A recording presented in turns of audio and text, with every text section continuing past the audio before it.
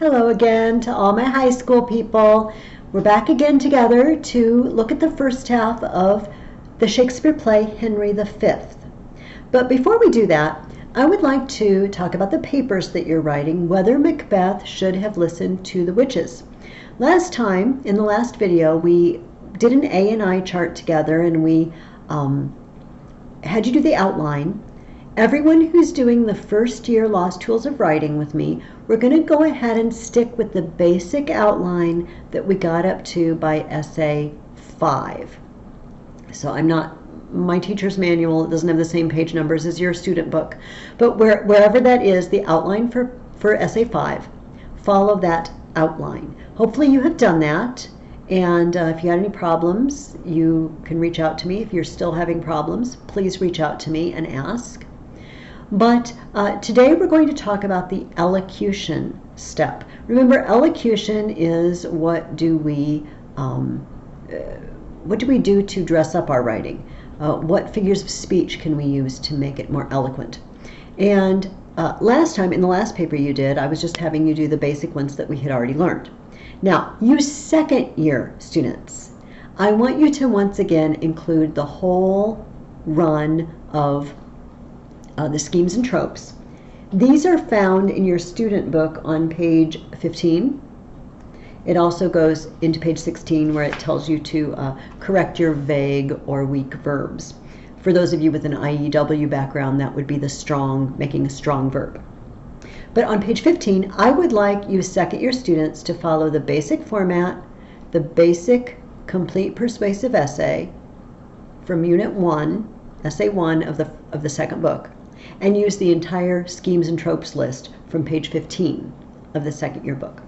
For you first year students, if this is your first year doing this with me, all we had learned up to this point was parallelism, which you might remember is using 3 words of the same part of speech or 3 phrases or clauses linked together so that it has a nice effect, especially when you use 3 of them. So if we say the day was windy, cold, and rainy, with 3 adjectives. The days, months, and years dragged by. Days, months, years. We have 3 nouns. We could also use with phrases. I like to eat in restaurants where the food is delicious, where the music is pleasant, and where the lighting is not too bright. That's not a very good sentence. But I used 3 where clauses. That would be parallelism. I'd like you to do that. 1 with words and 1 with clauses. I also would like you to do the antithesis again. Remember, that's 2 opposing ideas when we say the book was difficult to read, but the teacher's explanation made it easy. Okay, difficult, easy. The table was clean and tidy, but the rest of the room was a mess.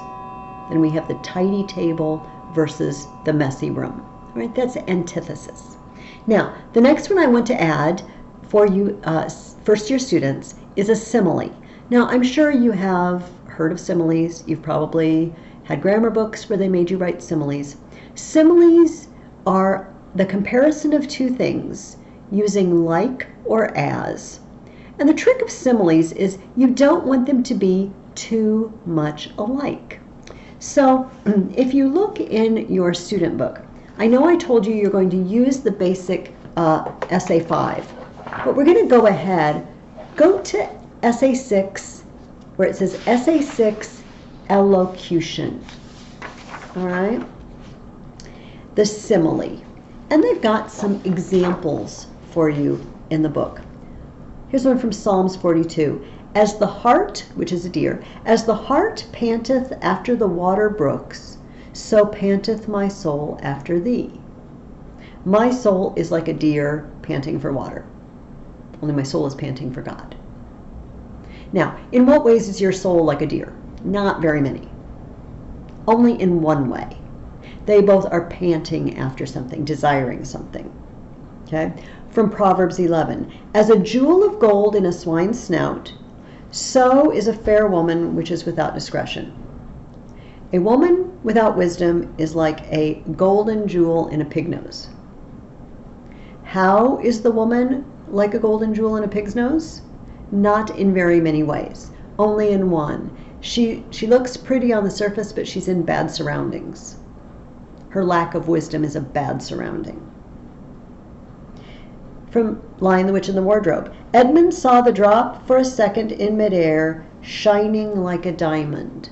In what way is this drop suspended in the air like a diamond? Is the drop hard? Has it been cut into facets? No. The shine. That's the only way they're the same. So we don't want to say something like the basketball was like a big baseball. Okay? They're too much alike. They're both balls. We need things that are not particularly alike in any way except the one way we're highlighting. So there's another one going on in your book. Those of you who read the Iliad with me last year remember that Homer is fond of very extended epic similes. Like a man in his helplessness, who crossing a great plain stands at the edge of a fast-running river that dashes seaward and watches it thundering into white water and leaps a pace backward. So now Tydeus's son gave back. All right, like a man who's at the edge of a river and it's thundering and he moves back because he's afraid of the river. This is how Tydeus's son, Diomedes, moved back. Like some ox of the herd preeminent among the others, a bull who stands conspicuous in the huddling cattle. Such was the son of Atreus, as Zeus made him that day. This could be either Agamemnon or Menelaus. They're both sons of Atreus. So like an ox, a huge ox in the middle of a herd of cattle really stands out because of its strength. This is how the son of Atreus was. He stood out among the soldiers. But in no other way was he like an ox. He did not have 4 legs or fur or horns. Okay? So they give you examples of, steps to creating similes. I don't know that I'm real wild about their steps for creating similes. But it really adds zing to your paper. It's in a poetic way. It highlights the likeness of something that you wouldn't have noticed, or your reader wouldn't have noticed otherwise. So it's the value of a simile. I would like you to try to put a simile also in your paper. All right? Antithesis, parallelism, and simile. This is the last paper of the year, obviously, because we're almost at the end of the year. So your paper will be due next week, which will also be our last class meeting or class video. Okay, any questions? You need to call me or email, and I will be glad to help you through it. Also, if you're not sure what your essay should sound like, remember the back of your workbook has examples written out for you. You can follow their examples. There are also checklists in the back for each essay that you can use to make sure you've included everything you're supposed to. All right, let's move on to Henry V. Please have a copy of Henry V there before you. I gave you some background information about Henry V last time, and we'll be talking about that again as we go through the play. Today I intend to just go through Acts 1 through 3. I'm going to watch the time, keep it not too much over an hour and a half. If I creep way over that and we're not quite through 3 acts, I'll just stop and I'll do the rest of it next time. I think I'm going to go ahead and post both of these parts in the same week instead of posting them a week apart. That way, if you just want to read the entire play and look at the entire play, you can. But you might want to do it in parts just because it's a long play and it can be hard to follow in some places. I realize that. So I'm going to paraphrase large parts of it, but part of it I want to read. I'm not going to read the whole play. If there's anything I don't go over and you have a question about, please call me. Or, hey, post a comment below the video, because maybe if you have a question, other people have a question too. But we meet this young king, Henry V, who's been leading a bit of a party boy, checkered past with his buddies, Sir John Falstaff and Bardolph, Nym, and Pistol at the inn of Mistress Nell Quickly. And it was just very disappointing to his father. But as soon as his father died, he really shaped up fast. Now, remember I told you this is not the historical Henry V. We have no evidence that he lived a wild youth and suddenly changed when he became king. But it makes for a good play. So Shakespeare is taking what we call poetic license by changing the historical facts to highlight certain things. All right, so he has not been king very long. And remember, this is in the early 1400s. This is about the year 1415. England and France have been at war since the 1330s, I think. And kings of England had a claim to parts of France because, remember, English kings were descended from William the Conqueror, who was the Duke of Normandy. So kings of England were vassals, feudal vassals of the King of France. And not all kings of England like that. Also, there was much intermarriage, and so often French lands came to England via a princess that was married to the King of England. So there was a strong tie there. But of course, the King of France, the leaders of France, did not want England taking their land. They also got ticked off when the kings of England didn't pay them homage and pay tribute as their vassals the way they thought they should. So war had been going on by this point, for 70, 80 years. Not solid time, but each generation had a brush with battles. But there's been peace for a little while now. And but Henry is king, and he's being stirred up at the beginning of this play to go to battle, to go to war, and take back parts of France that have been lost to England. Okay, let me take a sip.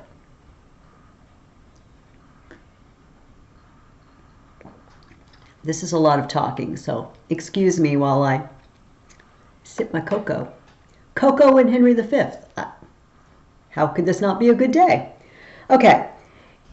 Unlike many of Shakespeare's other plays, his play has a chorus. A man, usually in plays it's not played by an entire chorus, a group of people, but a man who's the prologue. He's the narrator. He's telling you what's going on. And he says at the beginning, "Oh, for a muse of fire that would ascend the brightest heaven of invention. A kingdom for a stage, princes to act, and monarchs to behold the swelling scene. Then should the warlike Harry," that's Henry V, "like himself assume the port of Mars." Okay? I wish, the chorus says, we had the muses with us, a muse of fire that would ascend the highest imagination that we can aspire to. I wish instead of this little stage, we had a kingdom. Instead of these actors, we had princes to act this out. Then he goes on, "But pardon, gentles all, the flat unraised spirits that hath dared on this unworthy scaffold to bring forth so great an object." He says, "Excuse me, please excuse us. We're just in this little theater, acting this out. It's really not worthy of the subject. Can this cockpit hold the vasty fields of France? Or may we cram within this wooden O the very casques that did affright the air at Agincourt?" Casques being helmets, armor. Can we fit France in this stage? No. Can we cram within this wooden O?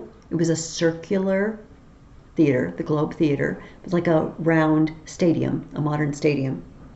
Can we fit all the armored men and soldiers here? No. He says, "Oh, pardon.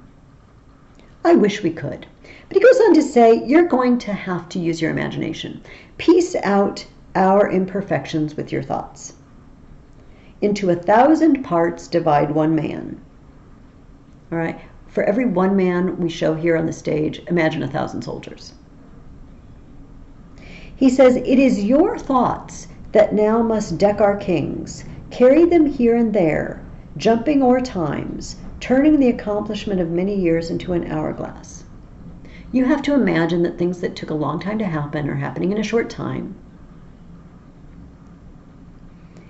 For the which supply admit me chorus to your history, who prologue like, your humble patience pray, gently to hear, kindly to judge our play. Right? This seems very unnecessary. And it brings up the first thing we're going to talk about in this play. And it is that many times productions of this play are very patriotic towards England, just very pro-England. Yay, raw England. We won this awesome victory. We're great. And this very well may be what Shakespeare intended. But he leaves very troubling hints that there's something else going on under the surface. And one of them is this chorus.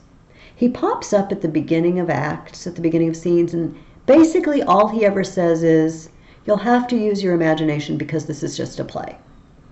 This is just a play. This is just a play. Yeah, we know. Why does he remind us this is just a play? I want you to keep that thought in mind as we look at the rest of the play. And we're going to ponder what Shakespeare's up to. All right? So we move on to the very first actual scene. And here we see the Archbishop of Canterbury and the Bishop of Ely. And they're discussing a bill, some sort of law that's about to be passed. And if it gets passed, it's going to financially hurt the church. Canterbury says, if it pass against us, we lose the better half of our possession. For all the temporal lands which men devout by testament have given to the church would they strip from us. All the land people have left us in their wills, the king will take it, the government will take it. All right. We've got to pony up money for relief of the poor, which is what the church should be doing anyway. And they don't want to. The Bishop of Ely says this would drink deep. He's answered, "'Twould drink the cup and all. It's going to take all our money." Then Ely says, "But what prevention? What can we do to stop this, to prevent it happening?" And Canterbury says, "The king is full of grace and fair regard, and a true lover of the Holy Church." All right, well, how will that do us good? I have to think on that. But Canterbury stops to kind of rant on how he used to be. Well, the courses of his youth promised it not. The breath no sooner left his father's body, but that his wildness, mortified in him, seemed to die too. Yea, at that very moment consideration like an angel came, and whipped the offending Adam out of him, leaving his body as a paradise. Right? As soon as his dad died, he turned into a better sort of person. And the bishop agrees. We are blessed in this change. So he said, he's become someone who gives wise counsel, who's interested in theology. And that interest in theology, we might be able to use that to our advantage. But he says,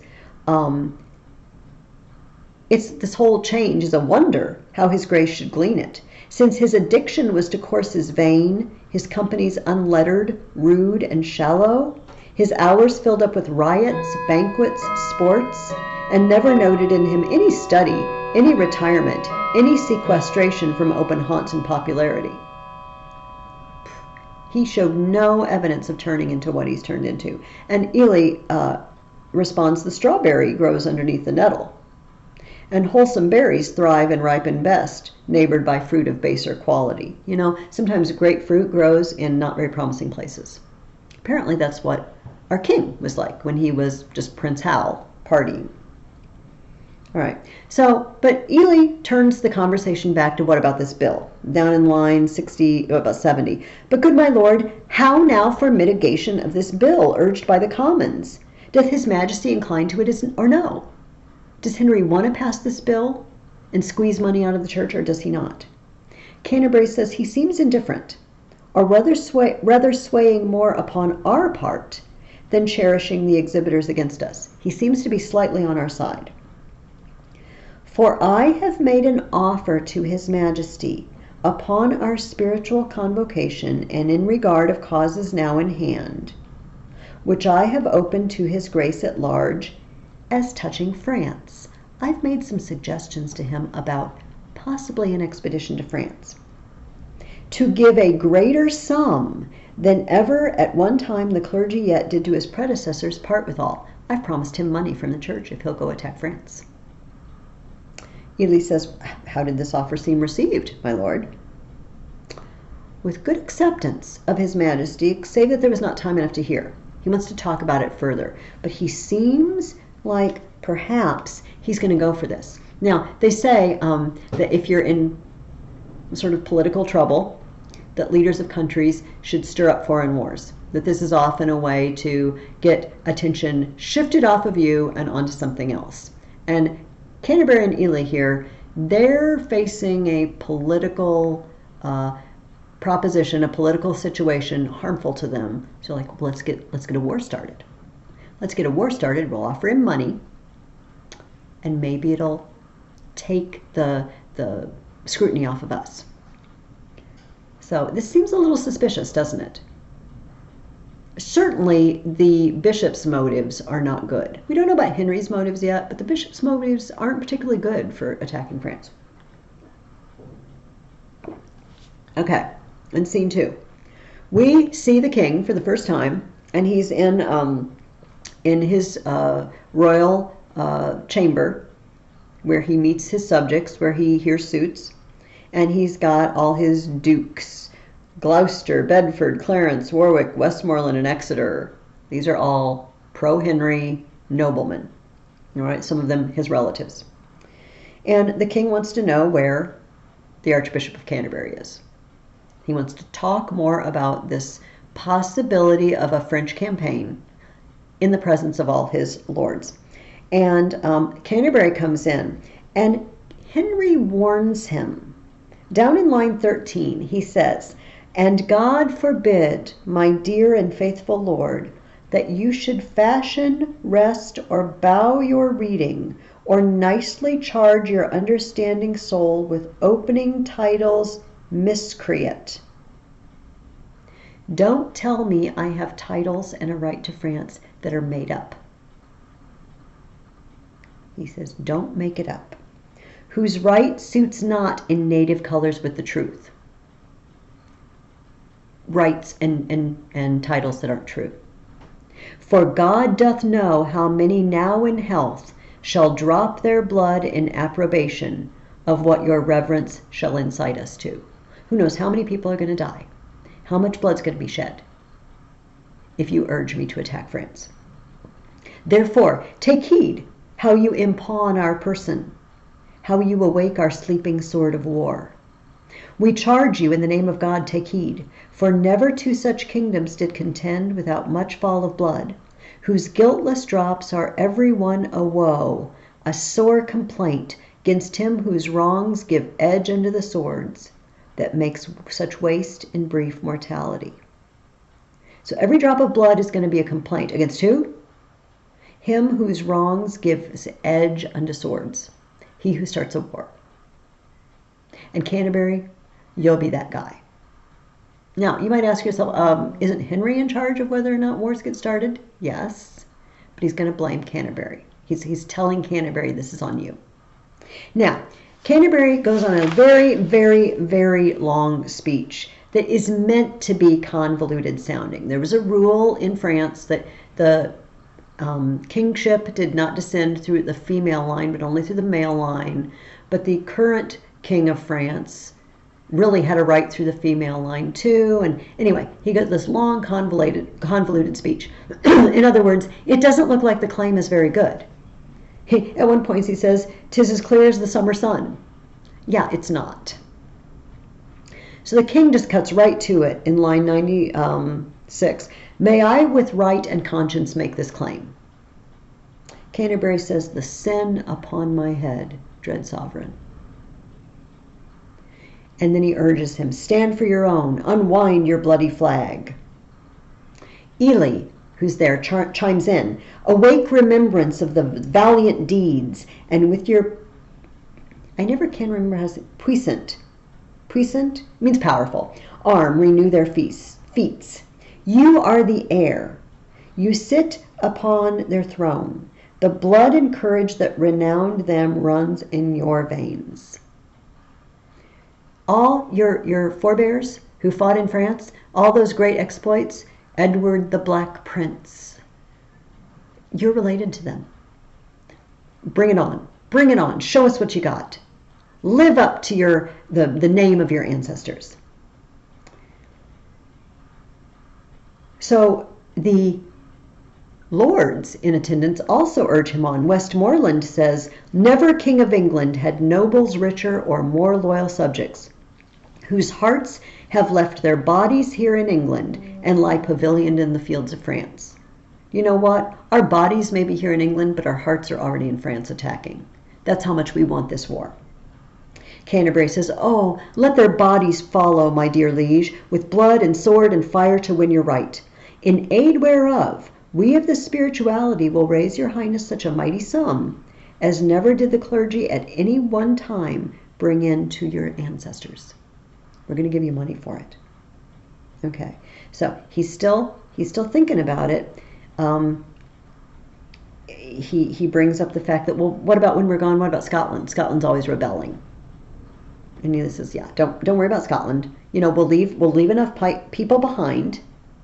The people of England will work together. They'll defend Scotland while some of the rest, or defend against Scotland, while the rest of you travel to France. Don't worry about it. Okay. So, on this note, the king in line 221 says, "Call in the messengers sent from the Dauphin." The Dauphin is the prince, the crown prince of France, and he has sent a message to King Henry. But while they wait for him, Henry's already made up his mind.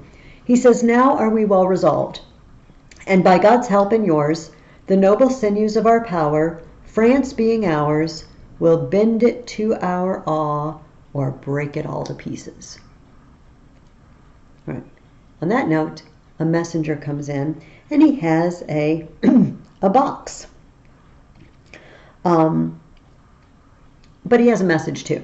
And his message down there, where it says First Ambassador, I don't know, it's about line 248. "Your Highness, lately sending into France, did claim some certain dukedoms, in the right of your great predecessor, King Edward III. In answer of which claim, the Prince our master says that you savor too much of your youth, and bids you be advised there's naught in France that can be had with a nimble galliard one.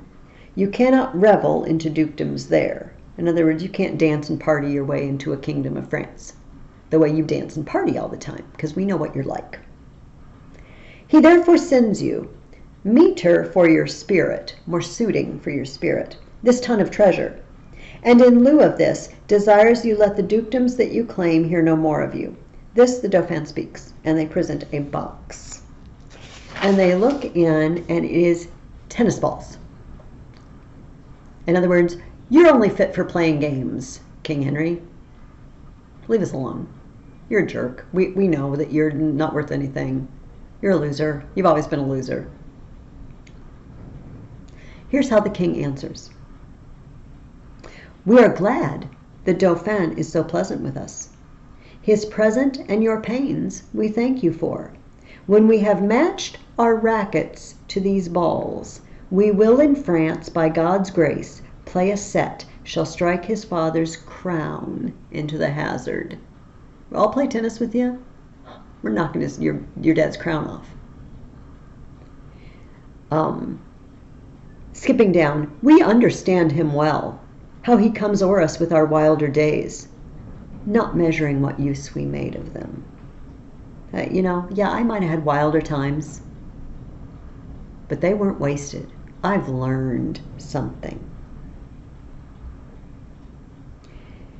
And going down to line 281 or so, "And tell the pleasant prince, this mock of his hath turned his balls to gunstones." Those tennis balls are going to turn into cannonballs.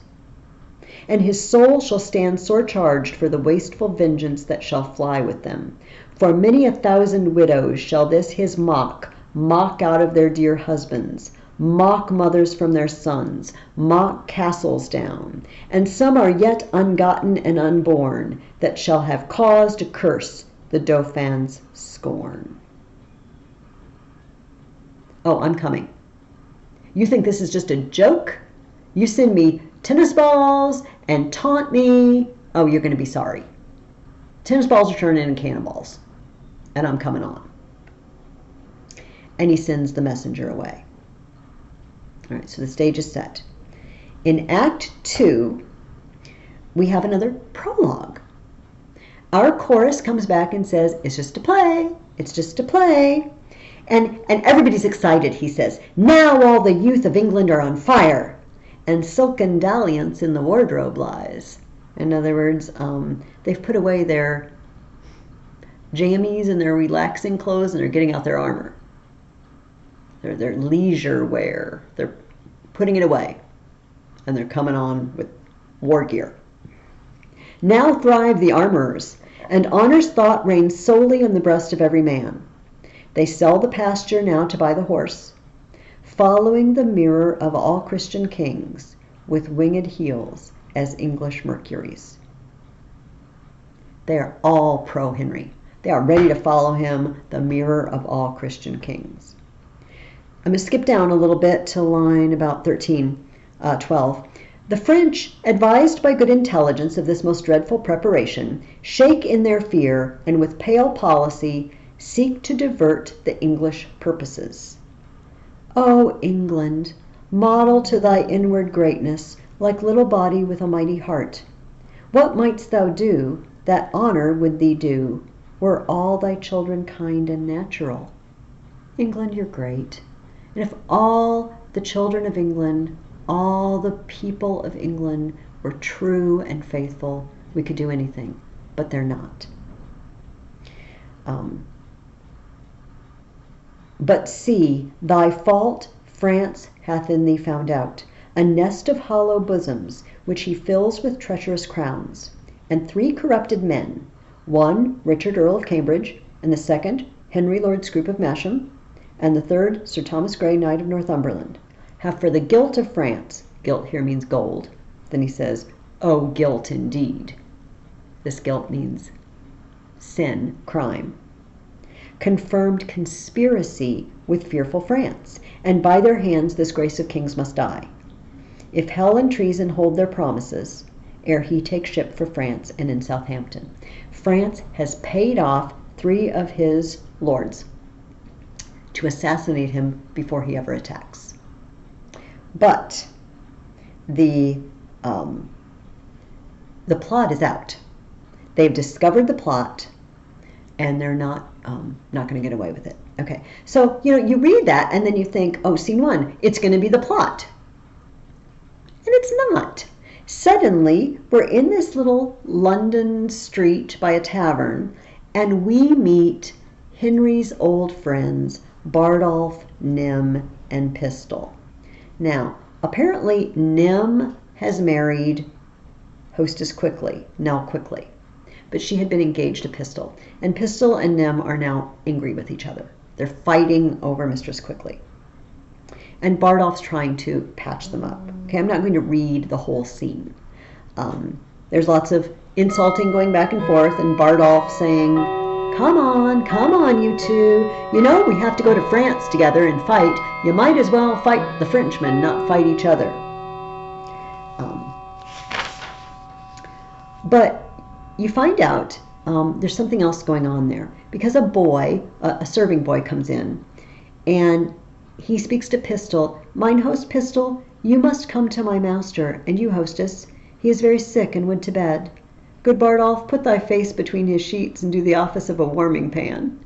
Bardolph drinks a lot, and it's turned his nose red, and so he says, you look like you could be a warming pan because your nose is so glowing red. It's a little joke. And the hostess says, by my troth, he'll yield the crow a pudding one of these days. The king has killed his heart. So, for the rest of this scene, basically they just talk about the fact that they have to go to France. Then at the very end, Pistol says his heart is fracted and corroborate. Sir John Falstaff. That's who they're talking about. his master, the guy that the boy says, it's my master. It's Sir John. He was Henry's best friend. And like I told you in the intro last time, when Henry became king, he basically banished him. He didn't want to have anything to do with him. Washed his hands of him like he didn't even know him. And Henry was like a son to Falstaff. Nim says, the king is a good king, but it must be as it may. He passes some humors and careers. He's better than we are. He's of a different class than we are. And this relationship couldn't go on forever. Okay? So in this scene, the king betrayed Falstaff and his friends. Then we go straight to the scene where the king is about to be betrayed. You catch that? The king betrayed a friend. Now a friend's betraying him. All right. The lords come in with the king, and also the three guys who have been paid by the French to rebel and assassinate Henry. Henry knows about it, and so do the other lords. And he seems happy. The king comes in and he says, now sits the wind fair, and we will aboard. My lord of Cambridge, and my kind lord of Masham, and you, my gentle knight, give me your thoughts. Think you not that the powers we bear with us will cut their passage through the force of France, doing the execution and the act for which we have in head assembled them? He's asking the traitors, hey, don't you think this will work? Don't you think we'll be victorious? And one of them says, no doubt, my liege, if each man do his best. I doubt not that. Since we are well persuaded, we carry not a heart with us from hence, that grows not in a fair consent with ours. I'm sure we don't have anyone with us who's not just totally on our side. Of course, he knows they're not. Cambridge, one of the other traitors, says, never was monarch better feared and loved than is your majesty. There's not, I think, a subject that sits in heart grief and uneasiness under the sweet shade of your government. Everyone loves you, Henry. So they reassure him. Oh, everyone loves you. It's going to be fine. So the king says, down around line 38 or so, we judge no less. Uncle of Exeter, enlarge the man committed yesterday that railed against our person. And there was somebody arrested yesterday for speaking bad about me. We consider it was excess of wine that set him on, and on his more advice, we pardon him. I'm not worried about that. But one of the traitors says, oh, that's mercy, but too much security. Let him be punished, sovereign, lest example breed by his sufferance more of such a kind. Well, you can't do that. You can't just let people go free when they, trash talk you. The king says, oh, let us yet be merciful. Cambridge says, so may your highness, and yet punish too. And then one of the other traitors says, sir, you show great mercy if you give him life after the taste of much correction. The king says, alas, your too much love and care of me are heavy orisons against this poor wretch. You love me so much. You make the poor guy, you make his situation worse. I know how much you love me. And of course, he knows they're traitors. If little faults proceeding on distemper shall not be winked at, how shall we stretch our eye when capital crimes, chewed, swallowed, and digested, appear before us? Will yet enlarge that man. Right? Hey, you three, who I happen to know are traitors, but you don't know that yet. If we can't just pardon people who just, drink a little too much and open their mouths, what will we do to punish people who actually are treasonous? Okay, so he hands them their papers, supposedly their instructions for the upcoming campaign. But apparently in the papers, it reveals that he knows the plot, because he hands them out and says, read them, and know, I know your worthiness. Well, they fall on their knees. Oh, I do confess my fault, and do submit me to your highness's mercy. And then he says, the mercy that was quick in us, but late, by your own counsel, is suppressed and killed. You didn't want me to be merciful. You just wanted me to punish this poor guy who got drunk and mouthed off. And now you want me to excuse you. And he says, I don't understand how you could do this to me. Down line 93. But oh, what shall I say to thee, Lord Scroop, thou cruel, ingrateful, savage, and inhuman creature, thou that didst bear the key of all my counsels, that knewest the very bottom of my soul, that almost mightst have coined me into gold. Wouldst thou have practised on me for thy use? May it be possible that foreign hire could out of thee extract one spark of evil that might annoy my finger? 'Tis so strange, that though the truth of it stands off as gross as black and white, my eye will scarcely see it. You were my friend. You knew the bottom of my soul. I can't believe you would sell me out. I can't believe it. So he goes on, and at the end of this very long speech, about line 140, he says, I will weep for thee, for this revolt of thine, methinks, is like another fall of man. The way you have turned on me, it's like original sin. It's like Adam's sin turning on God. That's how deeply it cuts, how serious it is. I cannot believe you would do this. And so he sentences them to death for treason, which is not too harsh, which is right and proper in the situation. Now, in scene 3, we go right back to Bardolph, Nym, and Pistol, and Sir John Falstaff. Remember, the king betrayed Falstaff, the king got betrayed, now we go back to them, and we find out that Sir John has died. He has died of grief. And they describe his deathbed. Mistress, quickly, the hostess, says, so he bade me lay more clothes upon his feet. He was getting cold. I put my hand into the bed and felt them, and they were as cold as any stone. And then I felt to his knees, and so upward, and all was as cold as any stone. So he's died. And it's time for Bardolph, Nym, and Pistol to shove off for France because they are joining the army.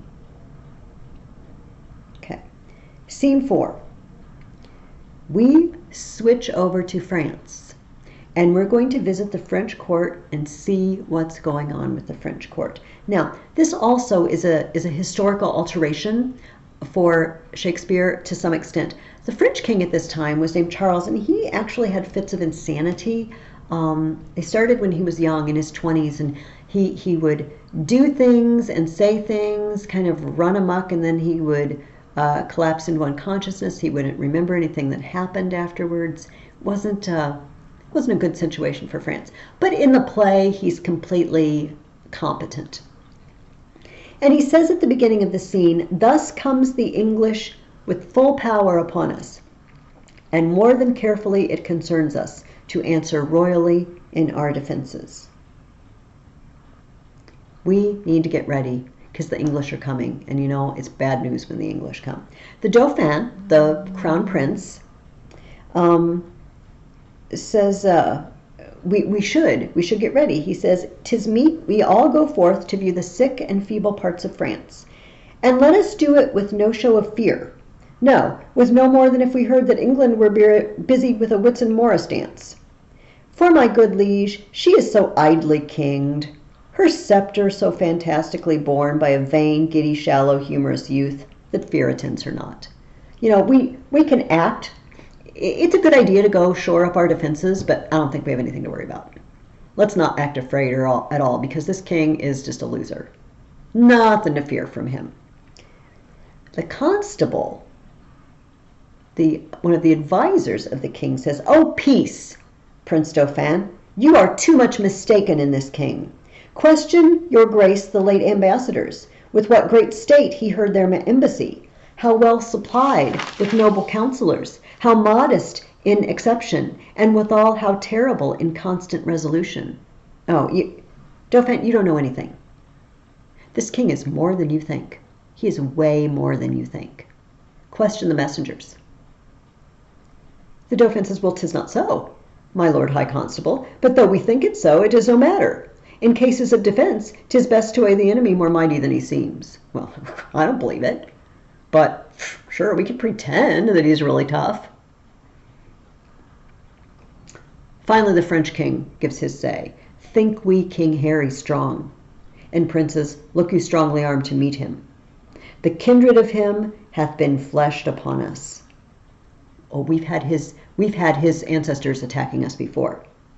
And he is bred out of that bloody strain that haunted us in our familiar paths. Witness our too much memorable fame when Crecy battle fatally was struck, and all our princes captive by the hand of that black name, Edward, Black Prince of Wales. Oh, that was a terrible battle, a terrible loss for France. He says, remember that? We don't want that again. Then at the end there he says, this is a stem of that victorious stock, and let us fear the native mightiness and fate of him. Okay. Right then, messengers come in. The messenger is actually Lord Exeter. And he comes in with a message. He says, from him, from the King of England, and thus he greets your majesty. He wills you in the name of God Almighty that you divest yourself and lay apart the borrowed glories that by gift of heaven, by law of nature and of nations, longs to him and to his heirs, namely the crown. That's the message. Give up the crown. I want to be king of France. The French king says, or else what follows? He says, bloody constraint. For if you hide the crown even in your hearts, there he will rake for it. Therefore in fierce tempest is he coming, in thunder and in earthquake like a Jove, that if requiring fail, he will compel. This is his claim, his threatening, and my message, unless the Dauphin be in presence here, to whom expressly I bring greeting too. Okay, that's my message to the king. Now, Dauphin, are you here? Anywhere? I have a message for you. He says, I stand here for him. What to him from England? Scorn and defiance, slight regard, contempt, and anything that might not misbecome the mighty cinder, doth he prize you at. You know what, Dauphin? I think you're a jerk too. I think you're the loser. The Dauphin answers, say, if my father renders fair return, it is against my will, for I desire nothing but odds with England. If my father, the king, gives a positive answer to the messengers, I'm not in on it. I don't want it. I only want England to be my enemy. Okay. He says, to that end, as matching to his youth and vanity, I did present him with the Paris balls. Exeter answers, he'll make your Paris Louvre shake for it. Be assured you'll find a difference, as we his subjects have in wonder found, between the promise of his greener days and those he masters now. Oh, he's a different man. You will not believe how different he is. Okay, so Act 3, we have our prologue again, saying it's only a play. He tells us we're going to travel to the town of Harfleur and imagine a siege. He says in it's about line 24, work your thoughts, and therein see a siege. Behold the ordnance on their carriages, with fatal mouths gaping on girded Harfleur. Suppose the ambassador from the French comes back, tells Harry that the king doth offer him Catherine his daughter, and with her to dowry some petty and unprofitable dukedoms. The offer likes not, and the nimble gunner with linstock now the devilish cannon touches, and down goes all before them. All right, so the first town on their campaign is Harfleur. And the king is there, standing there. They've made a breach in the wall with cannons, and the king is urging his men in. Once more unto the breach, dear friends, once more, or close the wall up with our English dead. And so he says, in peace, there's nothing so becomes a man as modest stillness and humility. When times are peaceful, it's good to be quiet and humble. But when the blast of war blows in our ears, then imitate the action of the tiger. Stiffen the sinews, summon up the blood. And he goes on to give him this rousing pep talk about how to be brutal set your jaw and your eyes, and this is the way you should behave, to put courage in yourself and frighten the enemy. And at the end of that, he says, the game's afoot. Follow your spirit, and upon this charge, cry God for Harry, England, and St. George. So we expect this great, rousing scene, and instead we get Bardolph, Nym, and Pistol. Bardolph, Nym, and Pistol don't want to charge. They don't want to go into the breach. They're lagging back, and they're wishing they weren't there. And they're talking about they'd rather be in an alehouse in London. All right, actually the boy says that. In Fluellen. Fluellen is a Welsh duke, a Welsh relative of Henry's, and he comes into he says, up to the breach, you dogs! What are you doing sitting here? Everyone else is fighting. And they go off. And then the boy who's been with them finally says, you know what? This is in lines 27 through 52. These guys are losers. They're thieves. He tells us for the first time flat out, they're thieves, cut purses. They don't get anything legally by upright means, and they're very bad influences. And I think I need to get away from them as soon as possible, which is true. All right.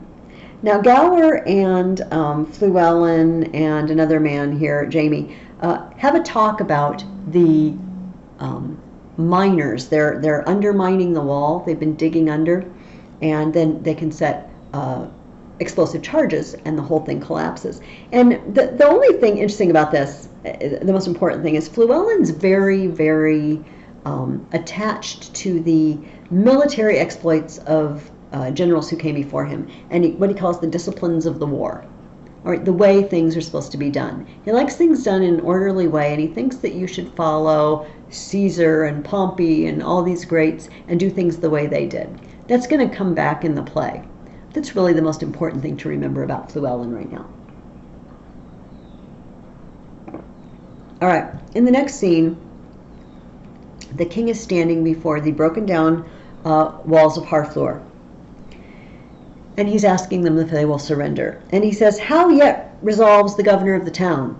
This is the latest parle we will admit. Therefore, to our best mercy give yourselves. Or like to our best, or like to men proud of destruction, defy us to our worst. All right. Then he makes this just hideous, horrifying speech about what's going to happen to Harfleur if they don't surrender. He basically says, I will not leave the half-achieved Harfleur till in her ashes she lie buried. The gates of mercy shall be all shut up, and the fleshed soldier, rough and hard of heart, in liberty of bloody hand, shall range with conscience wide as hell, mowing like grass your fresh fair virgins and your flowering infants. Okay, we just talked to a man, Fluellen, who's concerned about the disciplines of the war. How should war be waged? And now we hear the king saying, yeah, if you don't surrender, I'm going to send my guys in, and I'm not going to make any restrictions on them. I'm going to let them pillage and loot and kill and rape at will. He goes on in the same speech to say, if not, why in a moment look to see the blind and bloody soldier with foul hand defile the locks of your shrill shrieking daughters, your fathers taken by the silver beards, and their most reverend heads dashed to the walls, your naked infants spitted upon pikes, whiles the mad mothers with their howls confused do break the clouds, as did the wives of Jewry at Herod's bloody hunting slaughtermen. What say you? Will you yield and this avoid, or guilty in defense be thus destroyed? I will indiscriminately kill men, women, and children, even babies. Now, this is not according to the disciplines of the war. This would be a war crime. This is like a war crime. This is the man that just earlier was described as the mirror of all Christian kings. Remember I told you that there's a lot of ambiguity in this play. Is Henry the good guy or not? Is England on the right side or the wrong side? We're not sure. But this is not right. This is not the sort of speech that a Christian king ought to be making or threatening. The governor surrenders. He says, "We yield our town and lives to thy soft mercy. Enter our gates. Dispose of us and ours, for we are no longer defensible." So they come in. We don't see that they maraud or anything like that. So, maybe he was just trash talking. Maybe he was just making a worst case scenario, but he wasn't really going to follow through on it. A lot of people read it that way. We don't know. So the king tells the men to go in, and he tells his uncle Exeter, "Go you and enter Harfleur. For us, dear uncle, the winter coming on and sickness growing upon our soldiers, we will retire to Calais." You know what? It's been a hard time. We're tired. We're sick. We're wet and cold, and we've gotten this far. But I think our campaign is over for right now. We need more men. We need more money. We need more soldiers. And we're just going to go back to Calais, which is on the coast, and prepare to sail back to England. So this is going to end up being a multi-year campaign in this case, and Harfleur is just the first town to fall. This is Henry's plan, because he knows his guys can't hold on forever. Now, the next scene is very odd. It's all in French. I know. If you have a copy of Henry V that has footnotes, good for you. This is very helpful for this scene. We are meeting the Princess Catherine and her Alice, her lady-in-waiting. And Catherine is asking Alice, does she speak English? Because Catherine is starting to fear she might end up having to marry Henry. And if she does, she needs to learn some English. So she basically tells her, please, Alice, teach me some English. So they go through and they call, she wants to know, what is your hand called? What are fingers called? What's your elbow? What do you call these? The nails, all right? But the joke of this kind of humorous scene is that she gets to certain parts of the body and the name for them in English is a naughty word in French. So Catherine just starts giggling. It's like, oh, I can't say that. That's a bad word. Right. That's the joke. All right. So, but the picture here is it's a lighter scene, but it's also Catherine's not taking this very seriously. This isn't important to her. She's actually going to be a big player in this later on, but it's not very important to her. She's just kind of joking about learning English. Then the action shifts back again to the French king's palace. All right. Now, they know that Henry is marching back to Calais. And the French king is kind of relieved. Like, maybe we should just let him go and just be happy we got off this easy. The constable says, if he be not fought withal, my lord, let us not live in France. We can't just let him come, tear down a city, threaten the people, and leave, and not punish him at all. We can't not go to battle at all. The Dauphin, of course, is just all, yay rah, let's go beat him up.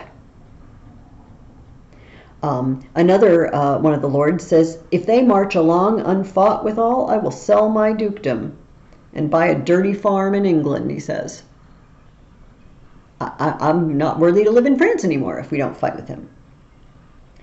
Then the constable says, where have they this medal? How do they get so proud?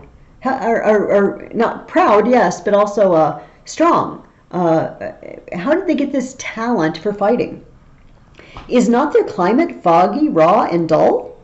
On whom, as in despite, the sun looks pale, killing their fruit with frowns? Isn't it kind of cloudy and kind of gross in England? How do they grow people like this? The Dauphin says worse. He says, our madams mock at us, French wives, and plainly say, our metal is bred out, and they will give their bodies to the lust of English youth to new store France with bastard warriors.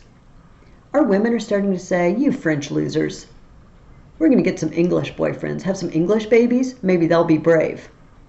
It's quite a insult. So the French king finally says, "Where is Montjoy the herald? Speed him hence. Let him greet England with our sharp defiance."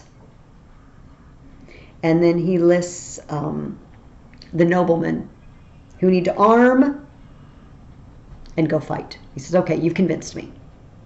Let's go fight him." The constable says, "This becomes the great. Sorry am I his numbers are so few, his soldiers sick and famished in their march. For I am sure when he shall see our army, he'll drop his heart into the sink of fear, and for achievement offer us his ransom."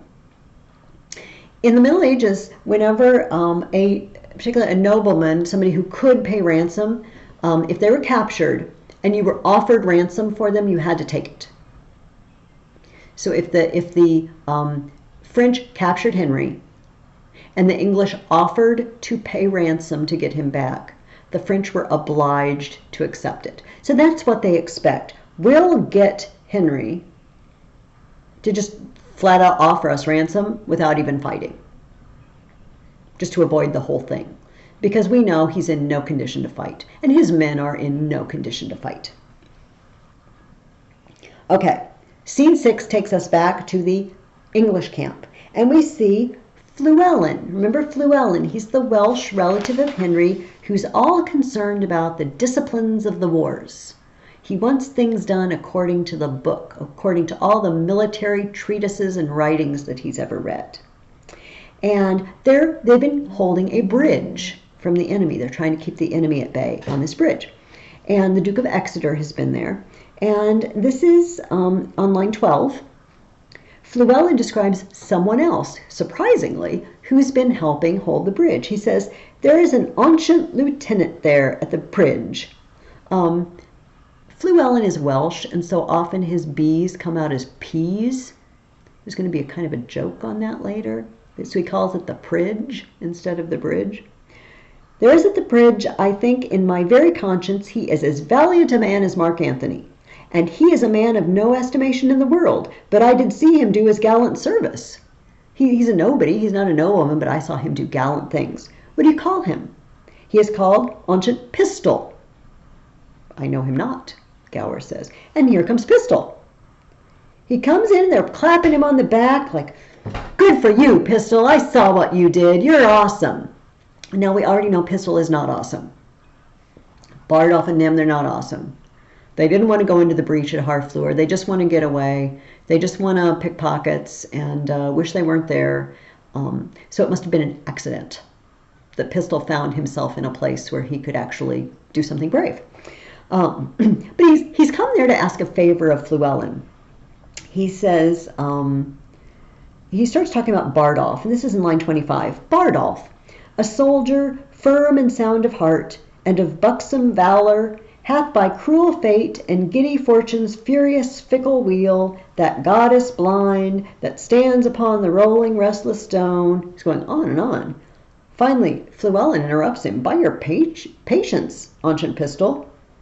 And he talks about fortune a little bit. Tells him why fortune is painted blind. Pistol goes on and says, "Fortune is Bardolph's foe," and frowns on him. "For he hath stolen a pax." My footnote says a metal disc with a crucifix stamped on it, kissed by the priest during Mass. But another translator describes the object stolen as a pyx, in which you contain the Eucharist. Anyway, he's stolen from a church, okay? "Has stolen a pax, and hanged must be, a damned death. Therefore go speak, the Duke will hear thy voice, and let not Bardolph's vital thread be cut, with edge of penny cord and vile reproach. Speak, Captain, for his life, and I will thee requite." Bardolph is up to his own tricks, old tricks, and he's been stealing church property because it was valuable, it was golden or jeweled. They found out, and Bardolph's going to be executed because that's not allowed. Soldiers don't just steal. Pistol thinks maybe Fluellen can pull some strings for him and get Bardolph off the punishment. And Fluellen says he ought to be executed because we should use good discipline. Remember, we need the discipline.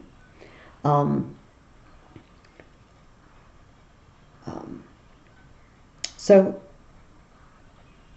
Llewellyn is not going to help Pistol. Right after that, the king comes in, and he wants to know about the bridge.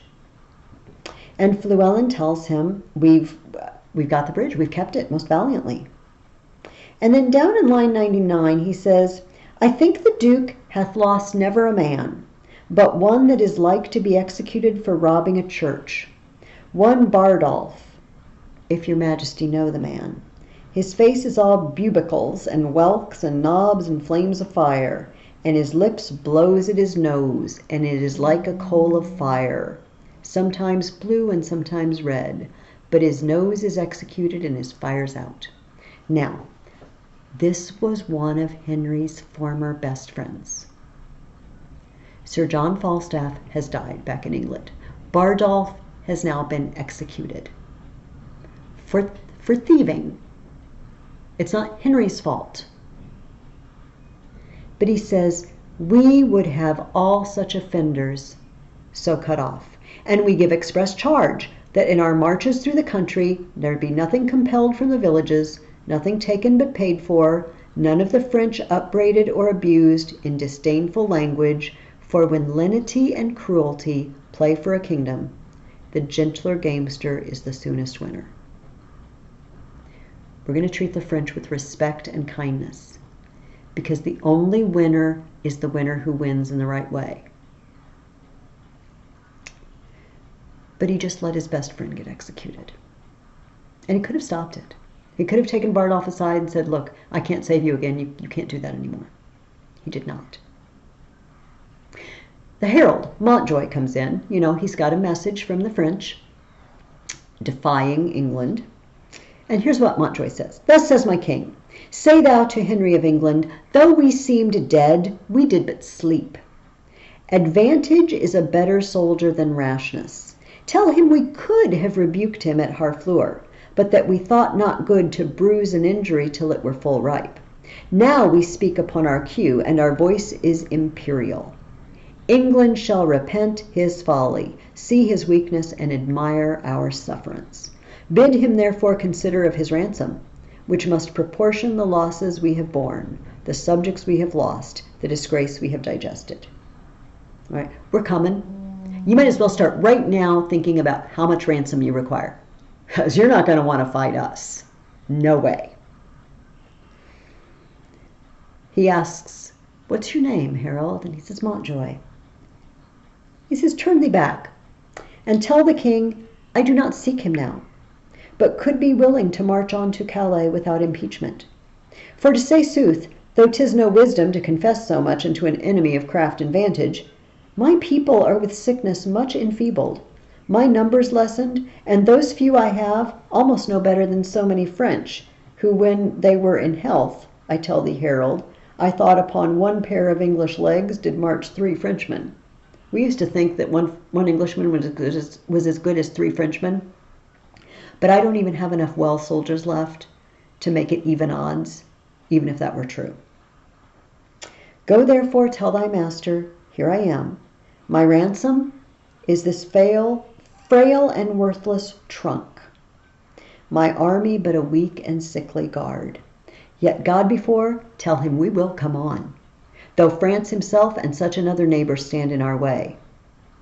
There's for their labor, Montjoy, and he gives him money. Go bid thy master well advise himself. If we may pass, we will. If we be hindered, we shall your tawny ground with your red blood discolor. And so, Montjoy, fare you well. The sum of all our answer is but this. We would not seek a battle as we are, nor as we are, we say we will not shun it. So tell your master. All right. We don't want to fight. We're not well. I'm not ready to fight. But there's going to be no ransoming. My body is my ransom. You can have my body when I'm dead. But if he'll let us pass to Calais, we'll go. We'll leave now. Gloucester says to the king, I hope they will not come upon us now. And he says, we are in God's hand, brother, not in theirs. Okay. Now, the French have come out. They are camped the night before what everyone expects to be battle and expects to be a slaughter of the English. The French are just going to mow them down. That's the expectation. And in scene 7, we're in the French camp. And the French are just talking it up. The constable starts out, "Tut, I have the best armor in the world. Would it were day. Oh, I wish day would come so we could go trounce those English." Orleans says, "You have an excellent armor, but let my horse have his due. Oh, your armor's good, but my horse is great." Constable says, "It's the best horse of Europe." And they keep going, "Will it never be morning?" And then the Dauphin, who's, I hope you have gathered, is a little bit of a hothead, kind of like what Henry used to be, maybe. He speaks before he thinks, doesn't think out the consequences very well. He goes on a long tirade about his horse. He says, "My Lord Orleans and my Lord High Constable, you talk of horse and armor?" And the Dauphin says, "I will not change my horse with any that treads but on 4 pasterns. He bounds from the earth." Oh, he goes on and on. "The earth sings when he touches it. The basest horn of his hoof is more musical than the pipe of Hermes." Oh, man, he goes on and on. These guys just celebrate their armor, celebrate their horses. Do they sound afraid? Not at all. They don't believe there's any reason to be afraid. And in fact, moving on to about line 80 and 79, the Dauphin says, "Would I were able to load him with his dessert," the horse still. "Will it never be day? I will trot tomorrow a mile, and my way shall be paved with English faces." So the Dauphin goes to put on his armor. And this is kind of funny. Orleans says, "The Dauphin longs for morning." The other guy says he longs to eat the English. And the constable says, "I think he will eat all he kills." I don't think he's going to kill anyone. They say later on he does no harm. And they said, no, he'll do none tomorrow either. Now that the Dauphin's silliness is gone, they're seriously yearning for day. The constable says, "Would it were day.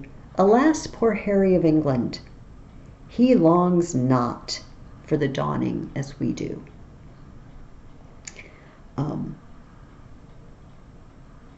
Because they expect that the next day they're going to get butchered. Because in a moment we're going to go see them in the English camp. So this scene and this act ends with the constable saying, "Now is it time to arm. Come, shall we about it?"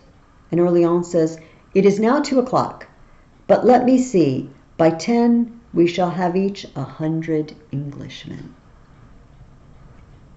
All right, that takes us through the end of Act 3. I'm going to stop the video now. If you haven't read the remainder of the play, please do so. And then you can watch the second part. I hope you're enjoying this. I hope it makes more sense than it did. If you have any questions, please call me or post your questions in the comments underneath the video so that everyone else can hear the questions and see the answers as well. So till then, finish Henry V, and I'll see you here for part 2. Bye-bye.